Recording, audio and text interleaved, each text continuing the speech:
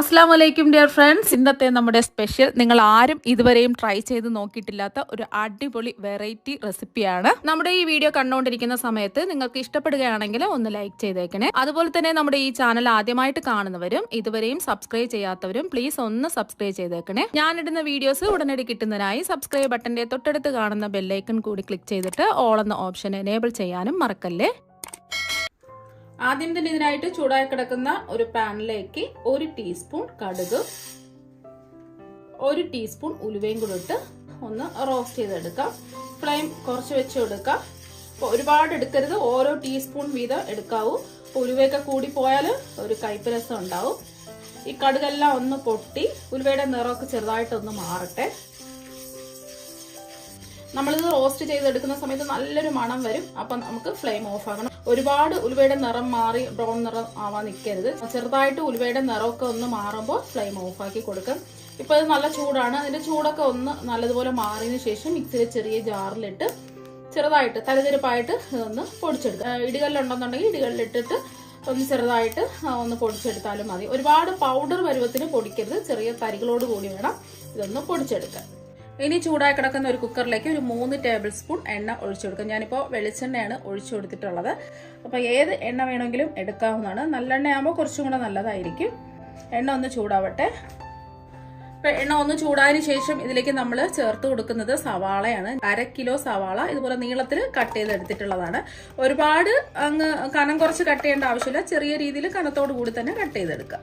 ഇനി നമുക്ക് സവാള ഒന്ന് പെട്ടെന്ന് വയന്ന് കിട്ടാൻ വേണ്ടിയിട്ട് ഒരു 1/2 ടീസ്പൂൺ ഉപ്പിട്ട് കൊടുക്കാം. ഒന്ന് ഇളക്കി കൊടുക്കാം. ഫ്ലെയിം മീഡിയം ഫ്ലെയിം വെക്കുക. സവാളയൊക്കെ ഒന്ന് ചെറുതായിട്ടൊന്ന് വാടി വരട്ടെ. 1 മിനിറ്റ് ഒന്ന് ഇളക്കി കൊടുക്കാം. 1 മിനിറ്റ് ഒന്ന് ഇളക്കി കൊടുത്തിട്ടുണ്ട്. ഒരുപാടിട്ട് വയന്ന് വരേണ്ട ആവശ്യമൊന്നുമില്ല. ഇനി ഇതിലേക്ക് അധികം എരിവൊന്നും ഇല്ലാത്ത 2 പച്ചമുളക് ഇടാം. എരിവുള്ള പച്ചമുളകാണെന്നുണ്ടെങ്കിൽ ഒരെണ്ണം ഇട്ട് കൊടുത്താൽ മതിയാകും. ഇനി ഇതിലേക്ക് നമ്മൾ ചേർത്ത് കൊടുക്കുന്നത് ഒരു വലിയ നാരങ്ങ വലിപ്പത്തിലുള്ള പുളിയാണ്. അതിന്റെ കുരുവും അതുപോലെ തന്നെ അതിന്റെ നാരൊക്കെ ഒന്ന് മാറ്റിയതിനു ശേഷം ഇതിലേക്ക് ഇട്ട് കൊടുക്കാം. ഏകദേശം ഒരു 50 ഗ്രാം പുളി ഉണ്ടാവും. ഇതുപോലെ ഒന്ന് കൈവച്ച് മുറിച്ച് ഇട്ട് കൊടുക്കാം.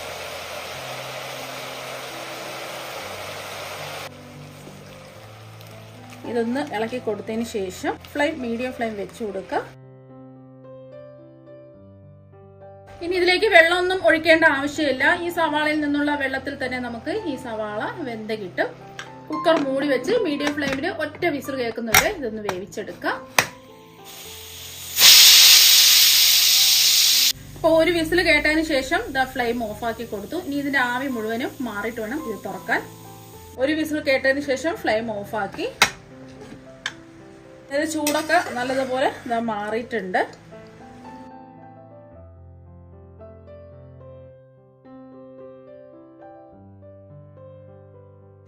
ഇനി നമ്മൾ ചൂട് മാറിയ സവാള ഒരു മിക്സിയുടെ ജാറിലേക്ക് ഇട്ട് കൊടുക്കാം.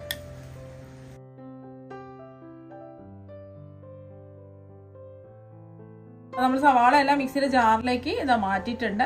ഇനി ഇതൊന്ന് അരച്ചെടുക്കാം. വെള്ളമൊന്നും ഒഴിക്കേണ്ട ആവശ്യമില്ല. ഇപ്പൊ ഇതാ ഒന്ന് അരച്ച് എടുത്തിട്ടുണ്ട്. ഇനി ഇതിലേക്ക് നമ്മൾ ചേർത്ത് കൊടുക്കുന്നത് ആവശ്യത്തിനുള്ള മുളക് പൊടിയാണ്. ഞാനിപ്പോൾ 2 ടേബിൾ സ്പൂൺ കാശ്മീരി മുളക് പൊടിയാണ് ഇതിലേക്ക് ചേർത്ത് കൊടുക്കുന്നത്. സാധാരണ എരിവുള്ള മുളക് പൊടിയാണെന്നുണ്ടെങ്കിൽ ഒരു 2 ടീസ്പൂൺ ചേർത്ത് കൊടുത്താൽ മതി. പച്ചമുളക് ചേർത്തത് കൊണ്ട് നമ്മുടെ എരിവിന് ആവശ്യമുള്ള മുളക് പൊടി ചേർത്ത് കൊടുത്താൽ മതിയാകും. ഇനി നമ്മൾ ഇതിലേക്ക് ചേർത്ത് കൊടുക്കുന്നത് വെളുത്തുള്ളി അല്ലികളാണ്. ഒരു 20 വെളുത്തുള്ളി അല്ലി ഇതിലേക്ക് ചേർത്ത് കൊടുക്കാം. ഇനി ഇതൊന്ന് അരച്ചെടുക്കണം. ഒരുപാട് പേസ്റ്റ് പരുവത്തിന് അരയ്ക്കരുത്. ജസ്റ്റ് ഒന്ന് പൾസ് മോഡിലിട്ടിട്ട് ഒന്ന് അരച്ചെടുക്കാം. ഈ വെളുത്തുള്ളി ഒന്നും അരഞ്ഞു പോകരുത്, ചെറിയ ചെറിയ പീസുകളായിട്ട് കിടക്കണം. ആ ഒരു രീതിക്ക് അരച്ചെടുക്കാം. ഇപ്പൊ അതാ ഒന്ന് ജസ്റ്റ് നമ്മൾ വെളുത്തുള്ളിയൊക്കെ ചേർത്ത് കൊടുത്തതിന് ശേഷം ജസ്റ്റ് ഒന്ന് അടിച്ചെടുത്തിട്ടുണ്ട്.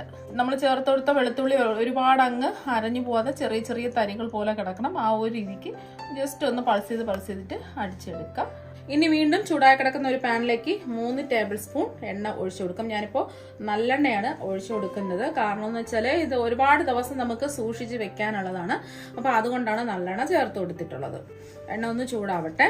എണ്ണ നന്നായിട്ട് ഒന്ന് ചൂടായതിനു ശേഷം ഇതിലേക്ക് 1 ടീസ്പൂൺ കടുകിട്ട് ഒന്ന് പൊട്ടിച്ചെടുക്കാം. കടുകെല്ലാം ഒന്ന് പൊട്ടിയതിനു ശേഷം ഒരു 4 വറ്റൽമുളക് 2ആയിട്ട് മുറിച്ചതും കുറച്ച് കറിവേപ്പിലയും കൂടി ഇട്ട് ഒന്ന് മൂപ്പിച്ചെടുക്കാം.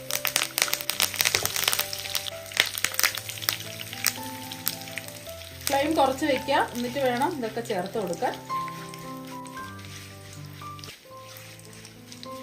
മുളകിന്റെ നിറമൊക്കെ ഒന്ന് മാറി വരട്ടെ. മുളകിന്റെ നിറമൊക്കെ മാറി ഒന്ന് മൂത്ത് വരുന്ന സമയം ഇതിലേക്ക് നമ്മൾ അരച്ചു വെച്ചിരിക്കുന്ന സവാളയുടെ മിക്സ് ഇല്ല, അത് മുഴുവനും അങ്ങ് ഇതിലേക്ക് ചേർത്ത് കൊടുക്കാം. ഇനി ഒന്ന് ഇളക്കി കൊടുക്കാം.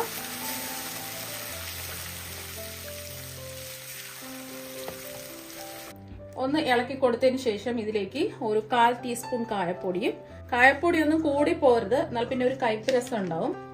അതുപോലെ തന്നെ ഇതിലേക്ക് കടുകും നമ്മൾ ഉലുവയൊക്കെ ചെറുതായിട്ട് തരിതരിപ്പായിട്ട് പൊടിച്ച് എടുത്തിട്ടുള്ളതാണ് ഇതിലേക്ക് ചേർത്ത് കൊടുക്കാം.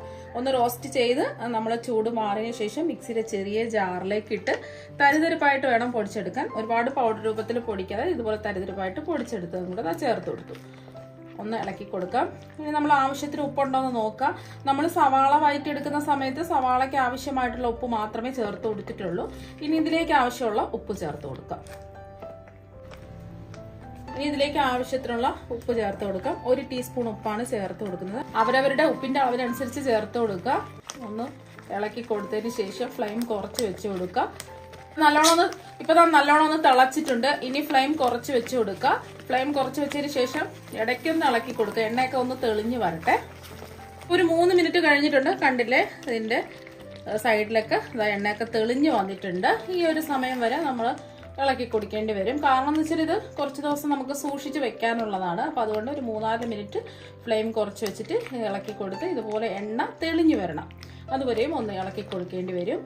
നല്ല സൂപ്പർ ടേസ്റ്റ് ആണ് ഇത്. ഇഡലി, ദോശ, അതുപോലെ തന്നെ ചോറിന്റെ കൂടെയൊക്കെ കഴിക്കാൻ പറ്റിയ ഒരു ചട്നിയാണിത്.